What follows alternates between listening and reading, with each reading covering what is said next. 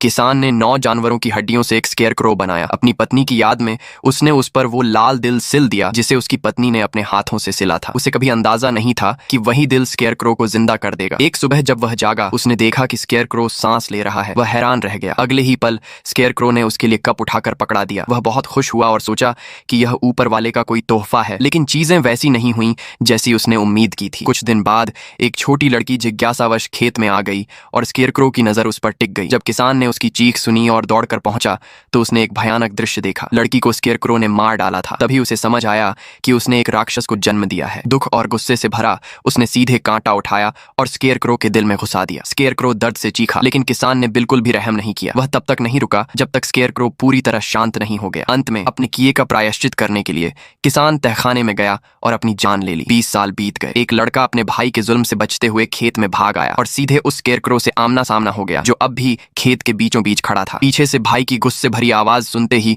उसने स्केयरक्रो में गुस्से कांटे को खींच लिया और उसे हथियार की तरह पकड़ लिया। फिर वह दौड़कर पुराने फार्म हाउस में छुप गया। तभी दरवाजे पर जोर से कोई चीज पटकने की आवाज आई। उसे लगा उसका भाई आ गया, लेकिन अगले ही पल उसे खिड़की से भाई की आवाज सुनाई दी। दरवाजे पर उसका भाई नहीं था, वहां था स्केयरक्रो। 20 साल तक बंद रहने के बावजूद उसे अब भी याद था कि उसे घुसपैठियों को मारना है। पतली बेलें दरवाजे की दरार से अंदर आईं और ताला खोल दिया। लड़का डर के मारे कांपने लगा। जब उसने स्केयरक्रो को देखा वह भागा, लेकिन एक सड़ी हुई सीढ़ी पर पैर पड़ते ही सीधे तहखाने में गिर गया। वहां उसने किसान की लाश देखी। वह कुछ समझ पाता इससे पहले ही स्केयरक्रो सीढ़ियों से नीचे आने लगा, लेकिन जैसे ही उसने किसान की लाश देखी वह वहीं रुक गया और एक दर्द भरी सिसकी भरी। लड़के ने मौका देखकर बंदूक उठाई और उस पर तान दी, लेकिन बंदूक जाम हो गई। उसने बंदूक से स्केयरक्रो को मारा और ऊपर भागा, मगर बेलें फैलकर उसके पैर में लिपट गईं। अगले ही पल स्केयरक्रो उसके पास आकर उसे जमीन पर पटक देता है। जैसे ही स्केयरक्रो हमला करने वाला था, लड़के ने कांटा सामने कर दिया। स्केयरक्रो वहीं रुक गया क्योंकि उसने उस कांटे को पहचान लिया। वह उसके मालिक का था। स्केयरक्रो ने जमीन की ओर देखा, लेकिन लड़के को इसका मतलब समझ नहीं आया। उसने फिर से वही कांटा उसके दिल में घुसा दिया और एक बार फिर स्केयरक्रो शांत हो गया। उस पल ने जैसे लड़के को कुछ सीखा दिया। जब वह खेत से बाहर निकला तो उसके चेहरे पर एक चालाक मुस्कान थी। घर पहुंचकर उसने सुई धागा उठाया और जब उसका भाई सो रहा था उसने उसे रजाई में कस कर सिल दिया। फिर ठीक उसके सामने उसने स्केयरक्रो को दोबारा बुला लिया। उसने फिर से वही कांटा उसके दिल में घुसा दिया और एक बार फिर स्केयरक्रो